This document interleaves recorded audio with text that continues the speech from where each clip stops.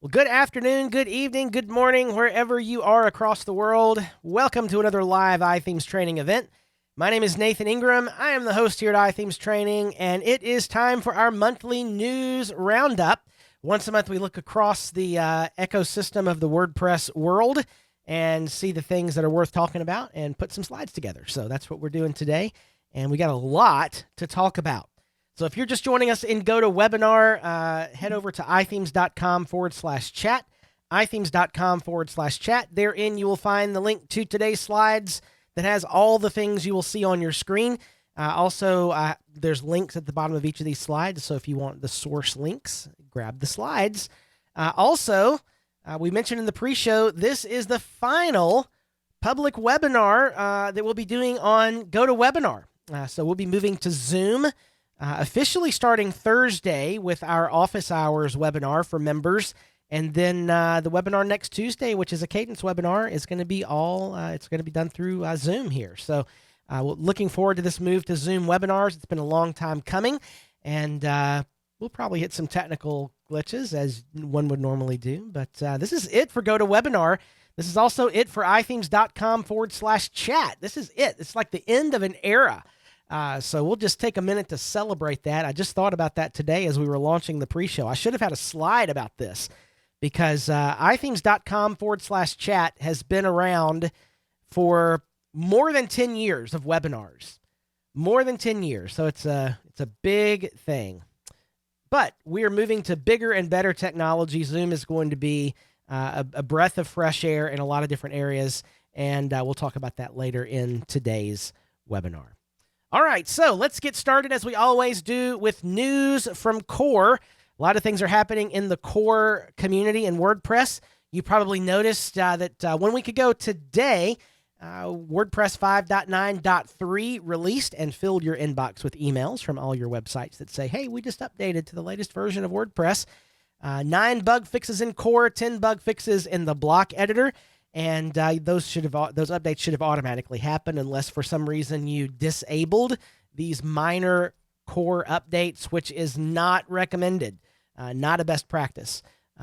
So I personally recommend manually updating to major releases and letting these minor releases update as they go. So hopefully you're all up to date there. You definitely want that new version of WordPress. It's an interesting event that happened back on April the 7th last week. There was a walkthrough of the upcoming WordPress 6.0 that was delivered by the team that's producing WordPress 6.0. The first time they've ever done this, and it's a great practice to start. It was a Zoom event, and the release squad and the core contributors walked through all the major functions and features in WordPress 6, 400 different updates, 500 different bug fixes. Some of the highlights from that meeting are the new style switcher that we've talked about as part of the Gutenberg plugin, which will be incorporated into Core, the new templating system for author archives and date archives, category tags, taxonomies, and the editor improvements in the block editor. There were about 120 live on the broadcast, which had interactive Q&A throughout. So if you missed that, you can just click on this link right here at the bottom to go to the Core WordPress blog, and you can rewatch that event and learn about all the things that are happening in WordPress 6.0. Pretty nifty stuff. There's also a great update on the Make WordPress blog on the progress of full site editing. Round number 13 of the FSE Outreach program was announced at the end of last month. That's a call for testing, and it focuses on creating author templates using the site editor. So some of the features that will be used in this particular testing were released in Gutenberg 12.9, which we'll talk about, some author blocks that help you build those author pages. And the round of testing ends on April the 21st. So there's a good article from Justin Tadlock here on WP Tavern, which we've linked in the footer of this slide, that gives you his very educated take on this whole thing. If you're not following along with full site editing, a lot is happening there, and that's pretty cool to see a lot of these things coming to core WordPress. So moving now into the news from Gutenberg and everybody's favorite block editor. Gutenberg 12.8 was released about a month ago, back on March the 16th. One of the major featured enhancements was something we talked about last month, which is the new Web Fonts API. Now, this is a big deal because this is going to be now a consistent way for themes to tap into web fonts, whether it's Google Fonts or other web fonts that are manually uploaded or whatever. This gives a common way for all this to happen. That's a big deal. It's good. It should be in core WordPress, I think, and it will be because it'll be likely wrapped into WordPress 6.0. They've also changed up the way inline links or internal links are inserted, which is super cool. I've got a graphic on that in just a minute. And then some more steps toward theme creation visually using the block editor, as well as some iterations of the loading states to make the block editor feel more and more app-like. If you haven't used the block editor in a while, depending on when the last time was that you used it, it's really made some good progress toward feeling more app-like and intuitive. And they continue to iterate on that. So here's this new internal links. Watch this. So open bracket, and look, it pulls down a list of all the pages. Isn't that cool? So bracket, that's the one that's just to the right of the P if you're on a Mac. It drops down this list and you can just click it and it drops the link in. That's pretty cool. I really like this new feature for internal linking in the block editor, and that's live as of Gutenberg 12.8. If you're not, again, there is a difference between the Gutenberg plugin and the block editor. The Gutenberg plugin is where all these new features we talk about each month are added, and the block editor is the version of the block editor of Gutenberg that's included in core WordPress. So if you don't have the Gutenberg plugin, you won't see this feature. It's not in core WordPress yet. It will be in WordPress 6.0 when they take all the development of the block editor that's happened since the last major version of WordPress and drop it into core. So you will need the Gutenberg plugin to see these types of features. Sue is asking, is Gutenberg incorporated into WordPress in 6.0?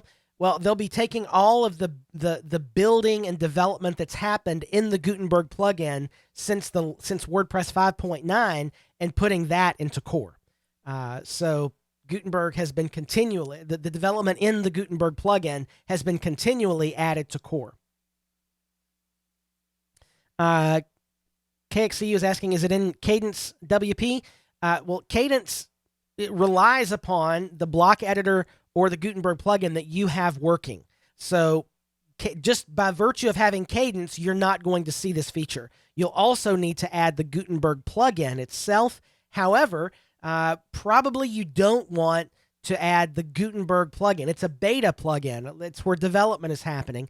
You probably don't want to add that into a client site or any kind of serious site. Your own personal site, sure, no problem. Hobby site, great, but not a site that is a production, money-making type site, because they do pull things in and out of Gutenberg a lot. It's a development plugin. All right, so they've also made some advancement toward building themes from the site editor, sort of. Notice right here they've got this really interesting feature in the sidebar that is export, so you can set up a whole template page and then download it as a theme. So that's pretty cool. So that's something to really play around with if you want to see where full site editing is happening. This is a really interesting step in the process. They've also added a feature in Gutenberg 12.8 that allows you to group groups. So if you're used to using any sort of design app, like, Adobe Illustrator or Adobe Photoshop, or things where you've got, like you can group a bunch of things into this group and group a bunch of things into that group, and then you can group those two groups together. That's now in the block editor where you can group groups, which is good for overall content management on a page once you get it built. They've also made some changes so that the core blocks show first in the global styles. So when you're in the site editor here, all of the blocks that are core blocks show up first. If you're using a site that has tons of Gutenberg blocks and block add-ons in it, that list can get really crazy. And so they put the core blocks, the popular blocks, up first. Here's that loading state that we talked about. So watch here. See that little spinny dot, the spinny circle. That's the new loading state they've added in places like this where there's inline things happening. And that's just a really good, it's a small iteration, but they've been continuing to iterate and make it better and makes it more usable. So it gives you a better sense of what's going on. So there's that. Pretty cool. They've also changed up the way the media and text blocks work. So watch as they upload a photo. Look, it gives you a shadow of the photo, or like a thumbnail of the photo as the image is uploading. So that's pretty cool, like a lower opacity version, and then the little spinny circle in the middle, and there it goes. So that's another little incremental betterment of the UI of the block editor. So Gutenberg 12.9 was released on March the 30th, and they've changed up the block loading UI. They've made it easier to make and manage galleries. It's easier to build building block of themes. Well, I'll show you that in just a minute. And better defaults and more intuitive controls throughout. So here is, for example, this block locking UI, which is really cool. Look at that. So you can actually, if you have a complicated page and you're building sites for a client that you might not want them to mess around with those blocks, you can lock blocks in a group or individual blocks so they can't fool with them. That's kind of nice, right? Now, they could unlock them, but based on this, my assumption is, based on the fact of this lock feature being added into Core, what you might find is additional plugins that come behind that and make that locking role-based, for example. So maybe as an admin, I can unlock those blocks, but the editor can't unlock the blocks. That's not happening now, but the fact that this feature now exists allows it most likely to be extendable and developed for more fine-grained control. So that's pretty cool. The lock feature is not role restricted right now. It's for anybody who can edit content. So even an author can lock, as I understand it. So yeah, I would expect that to either in Core get more granular or additional plugins to be developed to broaden the lock functionality. It doesn't exist now, but I'm sure it's coming. So some pretty cool things happening with galleries. Look at that. Some controls over spacing the blocks in your galleries. They've done this. They've used this image just as a way to show that spacing. These are actually 9 separate images they put together in a gallery, but just to show the block spacing. They've given you more control over that. Didn't have that before.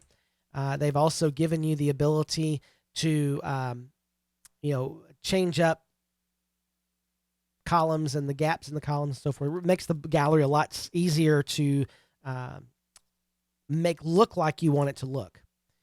Something else that's really nice, one of the best parts of the block editor is the list view, where you can drill down and in an outline form get to the space you want to get to. Well, now, if there's children, like nested blocks, groups even here, they're collapsed by default. It used to be when you open the list view, it was the whole thing. If it was a complicated page, it'd just be very, very large. Now these children are collapsed by default, so you actually have to click them and make them open up, which I think is a more usable thing. So again, just slow iterations in the block editor and continue to make it better and better. There's now also the ability to manage new template types in block themes. So when you click Add New Template here in the site editor, you've got the ability to select what types of block, what types of template you're trying to create. There's also additional controls to, make the default way you interact with color, for example, work a lot better. There's also some better control over tag clouds, and they've also now added a view preview option once you save a draft. So it was a little more complicated to preview a draft than it probably should have been. And now, just like when you click update and it puts that little notice at the bottom of view page or view post, now when you save a draft, it does the same thing. It did not do that before. That's part of Gutenberg 12.9. You can also now, as part of the date block, you can select right there in the sidebar what the format of the date you want to use. So By default, WordPress sets all this up in settings like the default date style. But here you can choose to toggle off the default and choose something different for this particular, like for your blog post, for example, or maybe one of your custom post types wants to have a different kind of date for some reason. You can now do that. This is another big deal. It doesn't seem like a big thing, but one of the things they're wanting to add in Gutenberg 13, which ought to be released in the next week or so, the ability to select text across multiple blocks. Now, this seems like it should just work, but if you think about the tech that's behind this, these are separate entities in the block editor, right? Like these are two paragraph blocks. And this new feature will let you select some of the text. Like let's just say I wanted to bold this text. Well, before I'd have to select this bit of text and that bit of text and bold them separately. Now you can select across a range of text and apply the styling together, which is, that's, you know, it seems intuitive, but the tech, the level of things that have to happen behind the scenes for that to occur are pretty significant. And they're saying it should work with any rich text block like paragraph, heading, list, and quote. Pretty cool. They're doing some neat things behind the scenes. Paul, does it have to be contiguous? Yeah, like you get to select it, right? I don't know if you do a shift and select more, I don't know. Maybe that'll work. I haven't tried that. All right, let's move on into security news. My goodness, it has been an active month in WordPress security. If you've been watching your iThemes emails, a lot of things have happened. But even before we get to WordPress security, wow, some things are going on. Did you see this one? Hackers have breached Mailchimp to launch crypto phishing scams.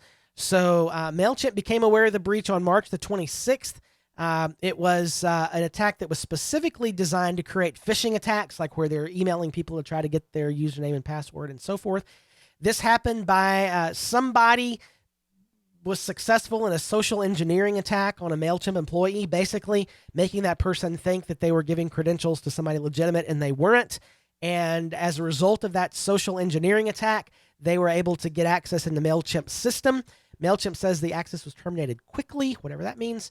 But during the time where it was live, 319 Mailchimp email accounts were accessed. 102 mailing lists were exported from different accounts. API keys were also compromised from those accounts.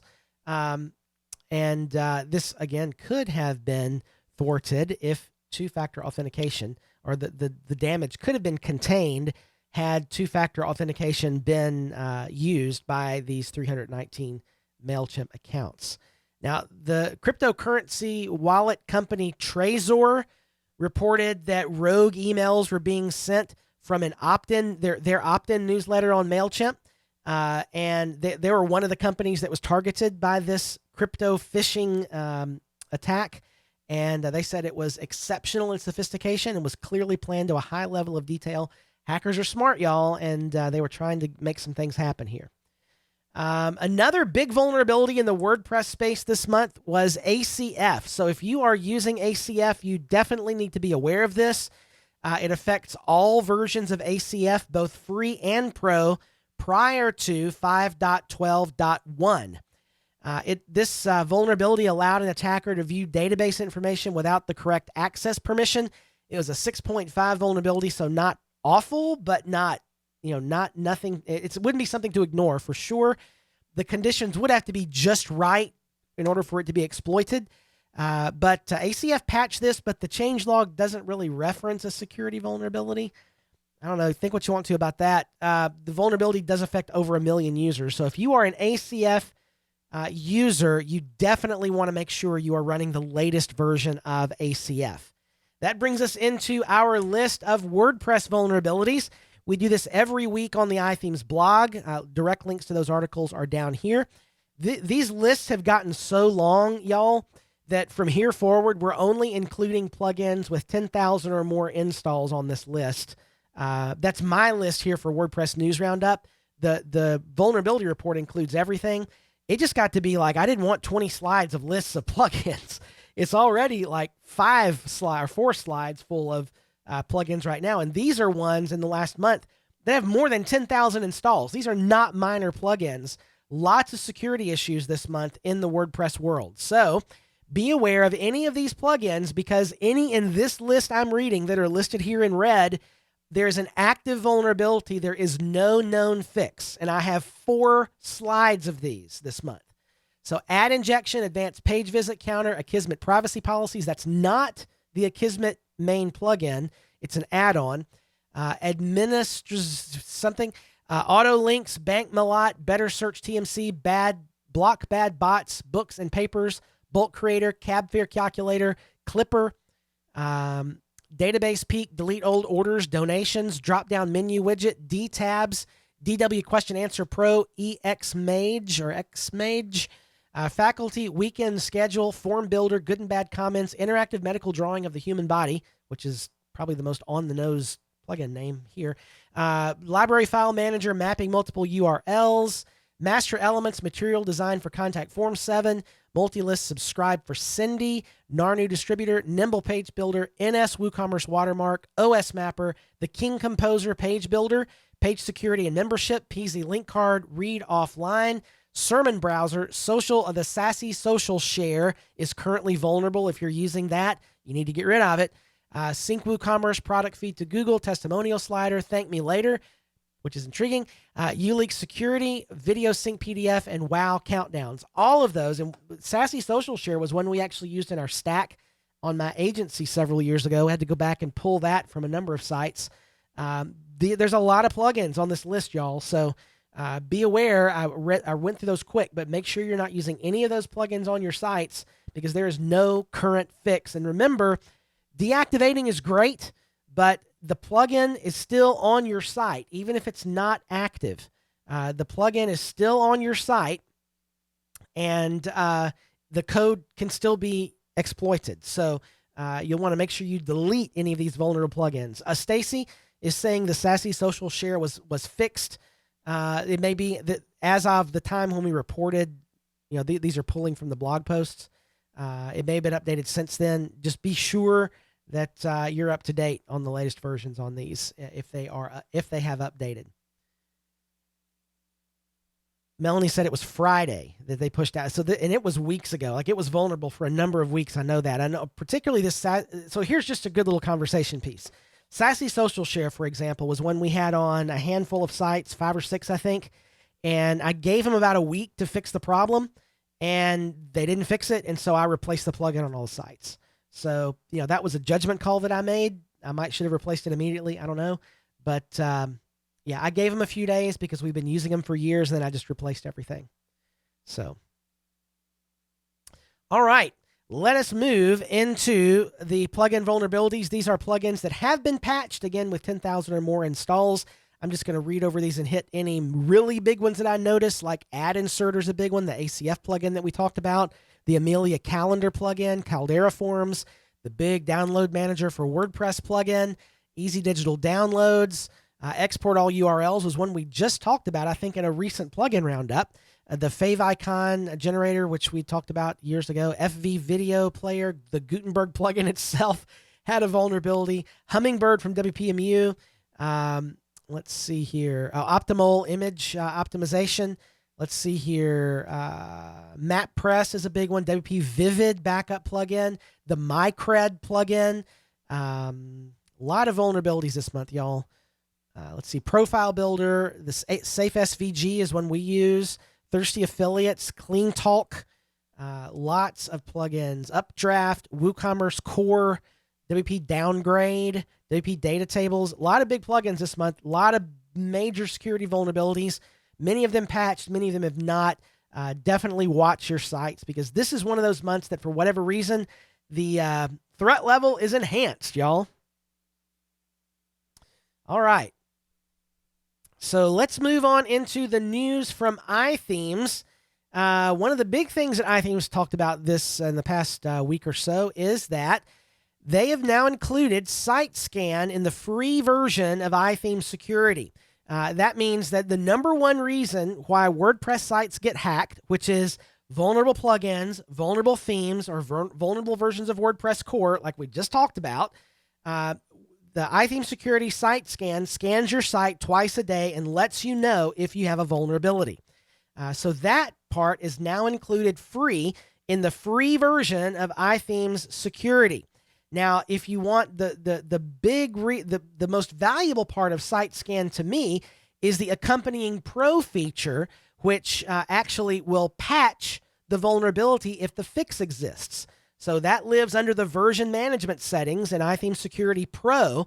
And when that Site Scan runs, which is now free for everybody that with the free version of iThemes Security that's in the WordPress plugin directory.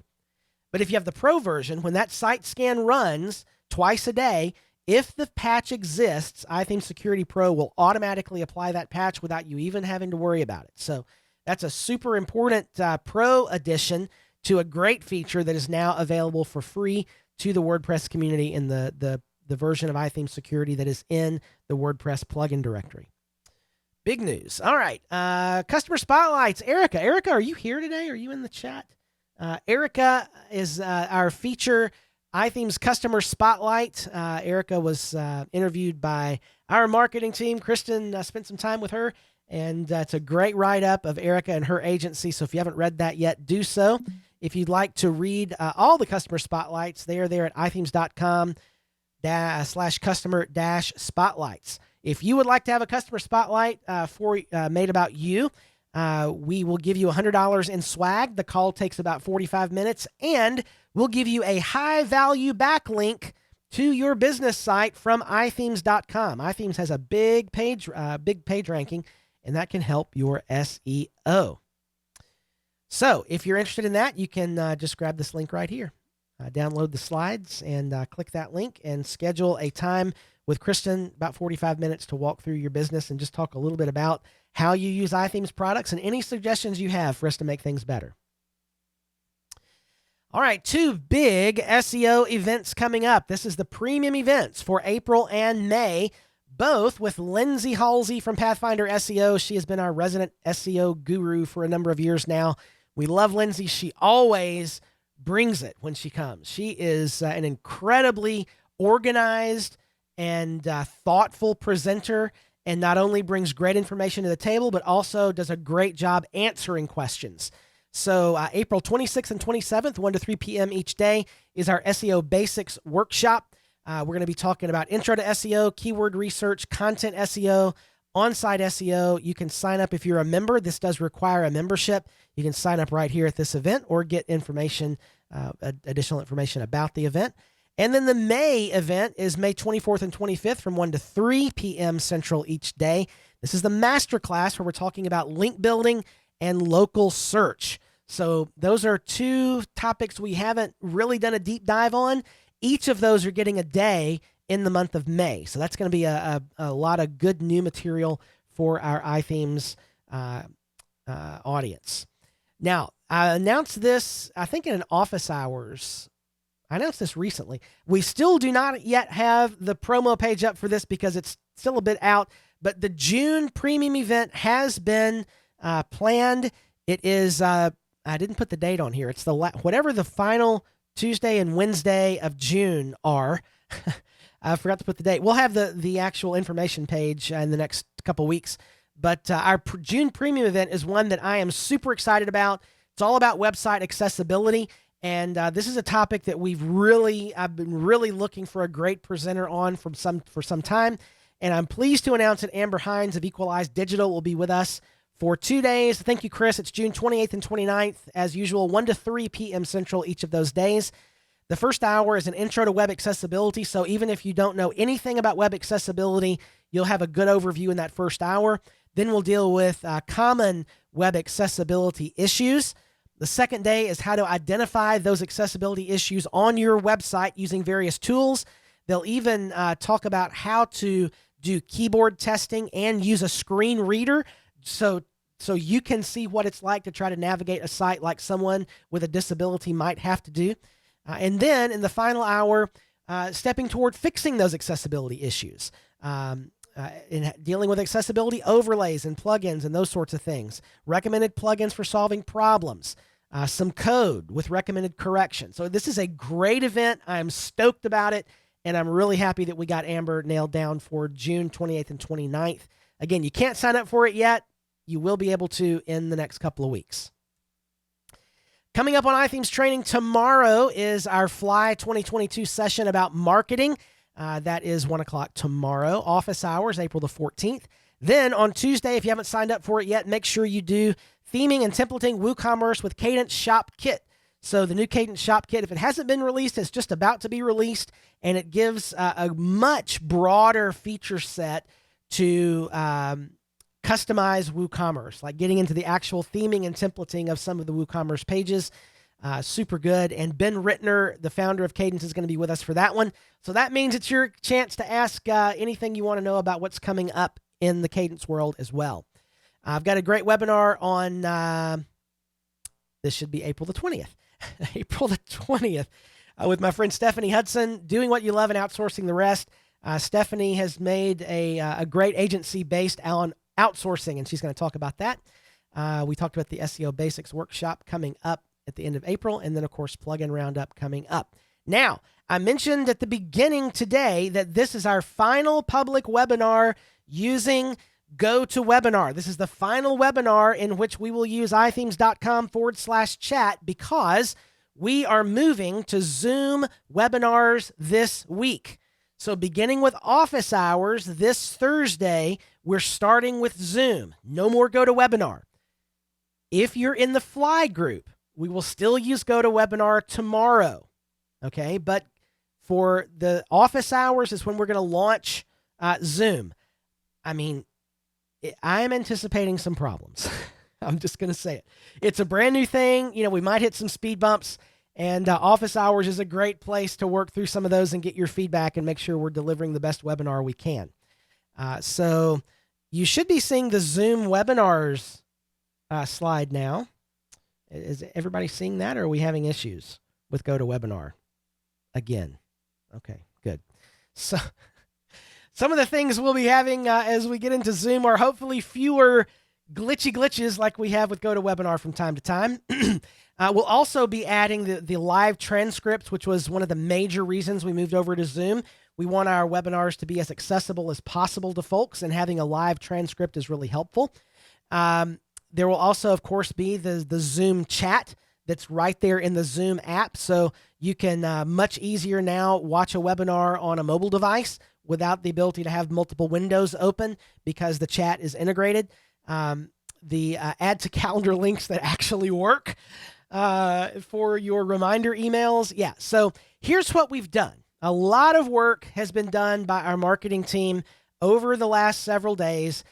If you have registered for any GoToWebinar event, with some exceptions, and I'm going to talk about those in a minute, but all the registrations you've done so far, all of those have been imported into Zoom, okay? So you won't have to re-register for most of the webinars, other than a few, and I'm going to talk about those.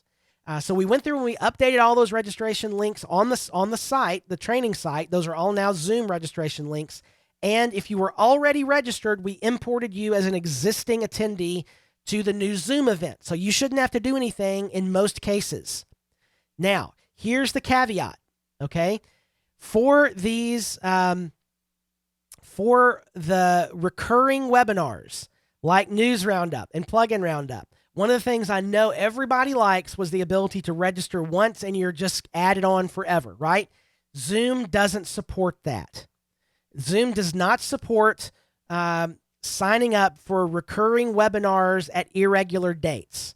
So like, for example, we can't have Plugin Roundup on the 3rd one month, the 7th the next month, the 4th. It doesn't let us set up events like that. And also, it doesn't let us set up open-ended. Like if we added 10 Plugin Roundups in the list of Zoom, the recurrences for Plugin Roundup, and then we added on 2 more, all the attendees will get wiped out because Zoom wants you to opt into every event that you sign up for, which I get, I understand. It just makes it a little kind of a bummer. So we can't do register once for all webinars anymore on News Roundup or Plugin Roundup. It will work for office hours because those, it'll be sign up once a quarter like now. And those are because those are every Thursday, right? It's just a technical thing. We didn't foresee that being an issue, but when we got into it, we're like, oh, shoot, we can't do this. And we wanted to, but we can't. So it's a limitation of the platform, but by far the benefits of Zoom outweigh some of these little niggles that we've come across. So you will need to register for these webinars individually, Plugin Roundup, News Roundup, etc. Office hours, you will not have to re-register from there. Okay, does that make sense? Zoom starts office hours Thursday, so come prepared. It should be fun. What could go wrong? Okay, let's move into some plugin news, shall we? Sue, start re-registering as of the next News Roundup and the next Plugin Roundup. Actually, that's wrong. I believe all the registrations have been imported into the next Plugin Roundup, but none of the rest. So you'll need to re-register for all of the following Plugin Roundups. Just to be sure, you might want to just re-register for all of them, even the next one, just to make sure you're on the list. But now it's great because they'll give you the calendar reminder. You can add it to your Google or Outlook or whatever calendar, and it's just all going to work nicely and beautifully like Zoom links do. And by the way, I'm looking forward to some additional technology that Zoom is going to let us, I think, make use of with some automations and preserving chat logs specific to webinars. There's a lot that we're going to be looking into in the next few months that the new platform is going to give us. So I'm excited about this. There will be a few speed bumps as we make the platform change, but just roll with it with us. It's going to be better on the other side. Okay. Oh, yes. And thank you, Andy. You will not need to wear a tie because on Zoom webinars, as you may have seen on Zoom webinars, I believe we've defaulted attendee cameras off. So it'll be just like this. You're not gonna be on camera unless we specifically allow that. Okay. Now, for the third time, moving into news on plugins. Interesting little feature. A couple of interesting features that have been rolled out in the latest version of Jetpack. Jetpack has now integrated QR codes into the plugin, which is kind of cool, honestly. So like right over here in the sidebar in the block editor, they now have a little a meta box for QR code. You can click get QR code and poop, there's a little QR code that you can, just automatically generates to the URL of your post, which is kind of cool. So that's built into Jetpack. But the thing that I'm even more excited about is the integration with Openverse. So those of you longtime News Roundup devotees may remember that several months ago, WordPress or Automatic purchased Openverse. Well, then it was called the Creative Commons Library with 600 million media items that became part of Automatic. And I said at that point, I bet there's some integration coming to the media library so we can search through all these things. Now, you can today go to wordpress.org/openverse and search the whole Creative Commons library. There's all sorts of images and audio and video. If you've never done that, it's super cool. It's all free to use, no licensing restrictions. Jetpack has now brought in that Openverse search into the media library. I imagine if there's not already, there will be like a standalone plugin that just does that if you don't want to use Jetpack for other reasons. But this new version of Jetpack includes two pretty cool features I thought you'd like to know about. All right, let's move into some news from e-commerce. Now, this is granular news, but I think it's interesting as a stage of development for WooCommerce. The WooCommerce Store API is now finally stable. This is something they've been working on for a little while, and basically, this is an API that powers the plugin's block-based cart and product blocks.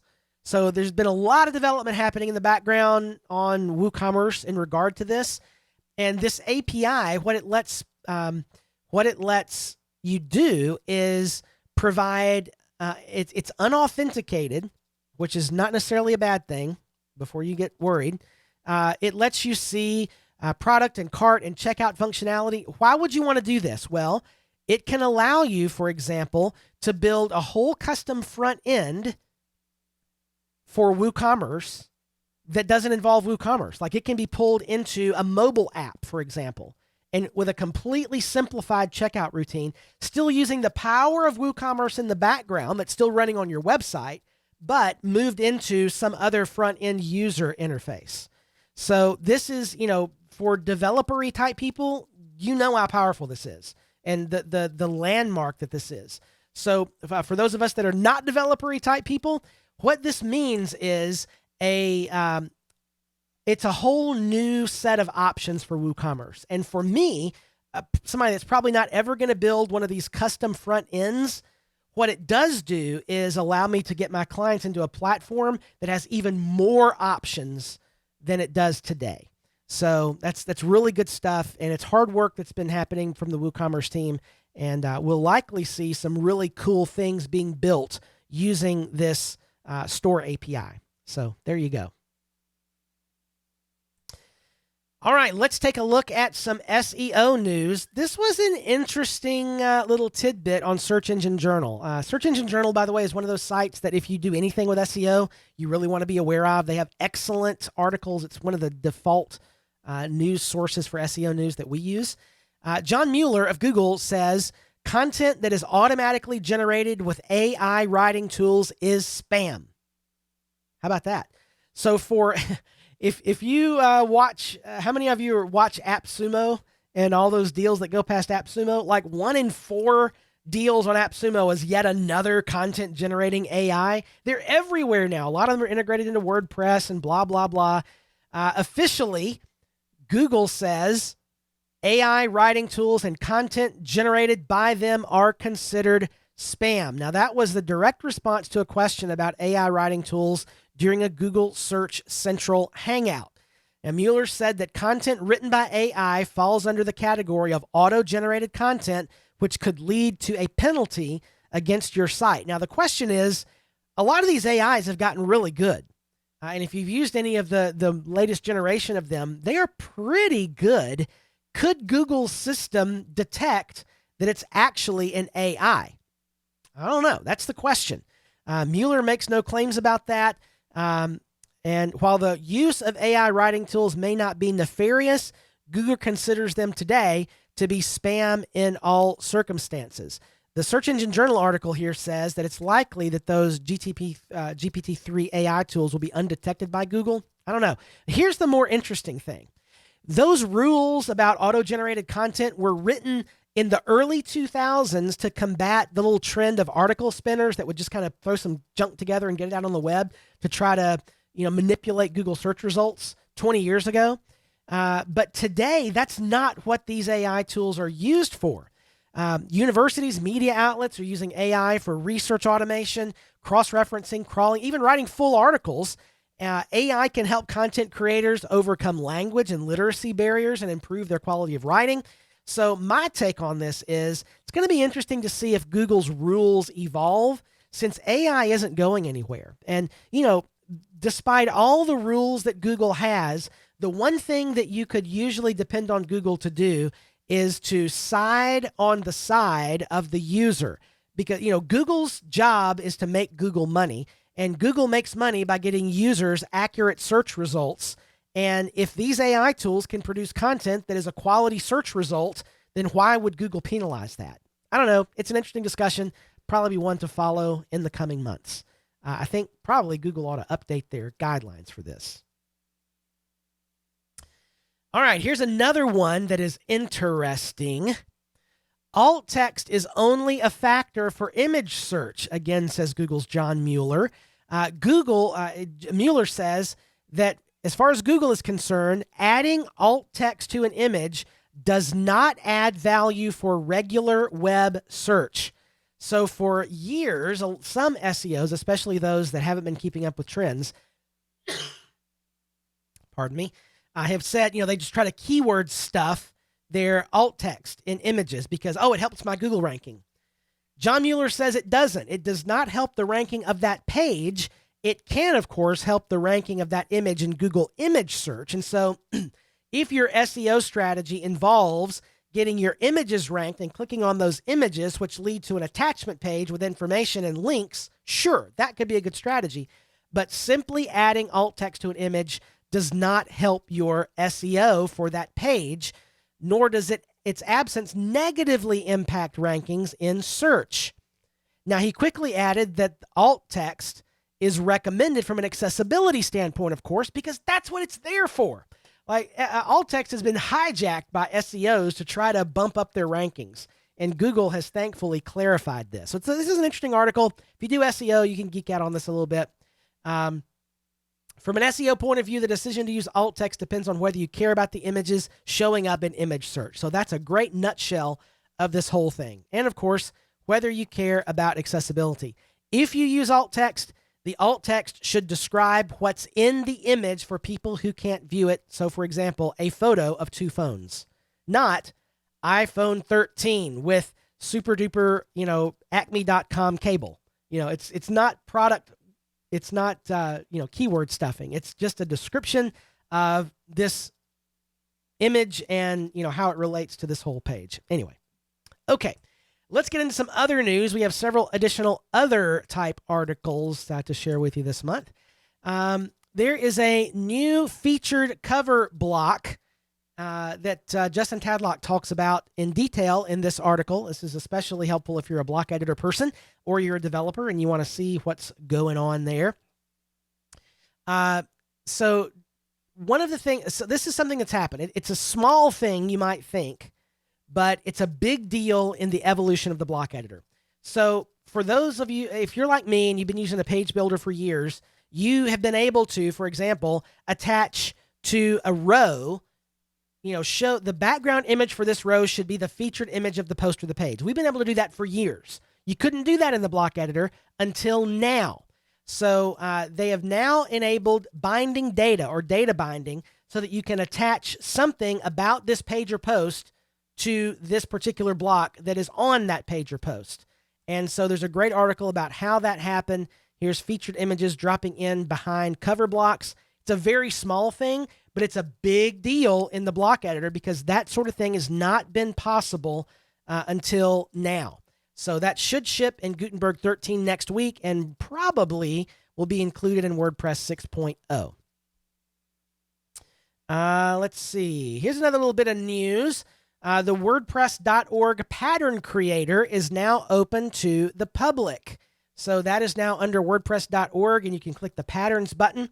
And what's really neat about this is all you need is a WordPress.org account, and you can just go right into the pattern creator and start designing. Like, it doesn't even have to be on your own site. You can go into the pattern creator, and there's a tweaked version of the 2022 theme that's there, and you can just set up a pattern just like you like it and save it, and now it's in the pattern directory. Isn't that cool? Really, really neat stuff. So the pattern directory, they're saying here, has the potential to be an on-ramp for creators who want to contribute to the WordPress project but don't know where to start. Interesting thing. It's also a great spot just to go in and play with the block editor. So it's really straightforward. It's real easy to get into and use. So that's pretty cool. Something else that happened is a new proposal. This probably should have actually, in hindsight, should have been in core news. A new proposal has been made to the core team of enabling WebP by default. I'm 100% for this. Currently, WordPress now supports WebP. That's a recent change. Like, you can upload a WebP image into your media library now. You couldn't do that before without a plugin. What this proposal says is that WebP images should be generated by default for new JPEG uploads. These WebP images should be used by default for the website content. So when I upload a JPEG, this proposal says WordPress is going to convert that JPEG into a WebP and use that on the front end of the website. That is good. We want that because there are really no reasons why you shouldn't be using WebP as the image format. It's a modern image format. It's been around for years. JPEG images, basically at essentially the same size and quality. There's a 30% size savings using a WebP over a JPEG. WebP is already supported in all the image libraries that WordPress uses in the media library and creating the thumbnails and all that. Yeah, it's just there's no good reason why this shouldn't be happening. There's more about it right here if you want to follow that discussion there in the core blog. So Sue is saying what happens to the originals. The originals will be kept just like they are now by default.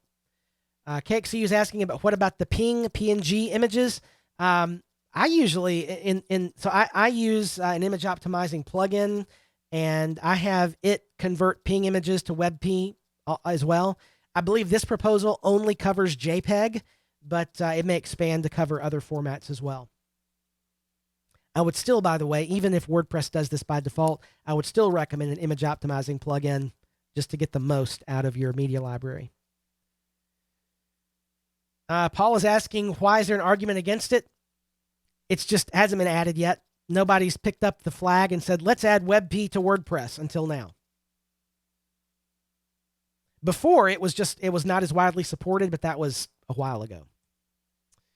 You got to remember, WordPress is open source, so something that's a great idea doesn't actually happen until a developer spends some time building the thing, and somebody has to care enough to build the thing, and now somebody does. So there you go. All right, this is a really important bit of accessibility news. If you haven't seen this already, the Justice Department, this is U.S.-based, of course.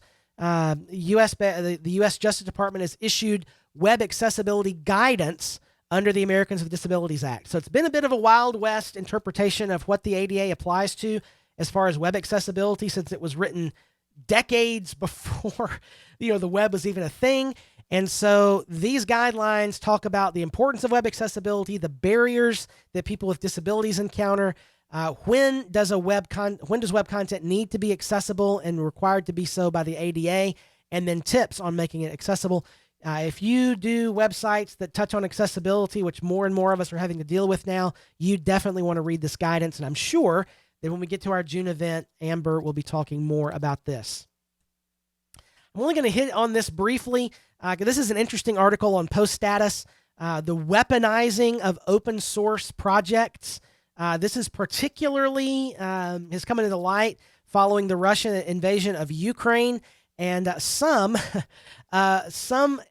open source software has been weaponized to do things that malware might do as an offensive weapon against Russia, and even sometimes by other nations against us and others. So the turning of open source into a weapon, there's a big debate. There's a really funny thing here. For example, the Terraform community AWS module changed its code and added requirements after its Apache licensed, and it was additional terms for users from Russia and Belarus. So by using this software, you agree that Putin is a fill in the blank. So that has since been redacted, but I thought I appreciated that. Anyway, there's a great take on this whole issue in Post Status by David Bassett. He says, look, the worst unintended consequence here is a loss in trust of open source software in the open trust communities. There's a good discussion here. If you want to bookmark an article to read, this is a good one. This is another big deal. This was the 2022 survey in the admin bar. This is a Facebook community I've been part of for a while. It's about 5,000 WordPress agency owners globally.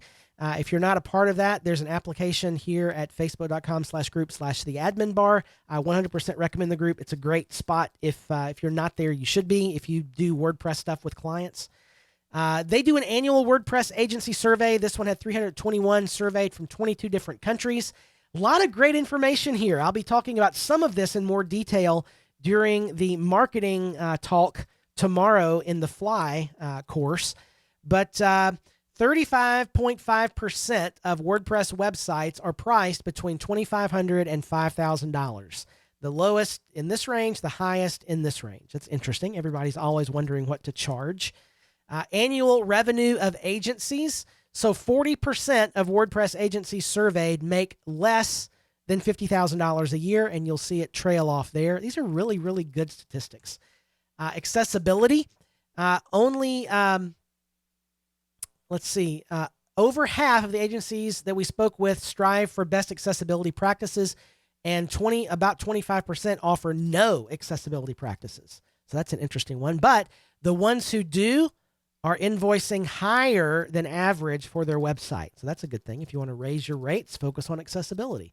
What about SEO? 97.8% offer basic SEO through their clients. 40% of those who do are invoicing $5,000 plus. This is a really interesting stat I'm going to dig into more tomorrow. 80% of agencies do not engage in outbound marketing, content marketing. Also, 70% of agencies are growing, while 26% stagnant, and only a few are declining. Leads, 75% of referrals, or 75% referral. If you figure in referral, personal, organic, networking, referral type leads, 88%. Tomorrow we're talking about marketing in the Fly group, and I'll be digging into this a little bit more. All right, a few things in the WordPress acquisitions watch. CSS Tricks, which is a great website that I've used for a while, was acquired by DigitalOcean last month. And the Yith portfolio of plugins was acquired by Newfold Digital, which, if you're not aware, Newfold Digital is a name that's becoming, we're seeing it more and more in the WordPress space. That is the old EIG, Endurance International Group, that owns Bluehost and HostGator. And that's after their merger with Web.com. They are now Newfold Digital. They also own Constant Contact. So they've also acquired the Yith portfolio of WooCommerce plugins. A few other things. We were really running long in this one, but a few other things. These were other articles that didn't really fit anywhere else that I think you'll enjoy. How to contribute to Openverse that we talked about earlier. Great article there. What is a WordPress developer? Interesting Twitter thread here about if you just use a page builder to build sites for clients, can you really be called a WordPress developer? There's some great opinions there in that Twitter thread. What does the average web developer make? How I got happier and more productive. Some really good tips if you are busy and feeling a little stressed on that one. Let's wrap up with WordCamp news. There are finally several in-person WordCamps on the calendar. Super excited about this. If you are in Europe, there's several coming up. Vienna, Austria, April the 23rd. Irun, Spain, the beginning of June. WordCamp Europe and Porto, Portugal during the same time frame, which, by the way, is odd. WordCamp Montclair in New Jersey at the end of June. WordCamp US in San Diego, September 9 through 11. WordCamp Netherlands is September 14th through the 16th. You can right now apply to speak at WordCamp US if you are interested in that. The call for speakers is open for the next several days. So if you'd like to apply to speak, you can do that at the link right there. And there is a really great statement and recording from the executive director, Josepha Hayden Chamfosi. She's the executive director of the WordPress project, talking about returning to those in-person WordCamp events. I am thrilled to see that happening again. Well, that brings us to the end of the WordPress news roundup for April 2022 and ends an era here on iThemes Training and GoToWebinar and at iThemes.com/chat. So it's been fun, but I'm ready to move to Zoom. How about you? So with that, for those of you that are members, I'll see you tomorrow during Fly as we talk about marketing, and then again on office hours for the debut of Zoom here on iThemes Training, where we go further together.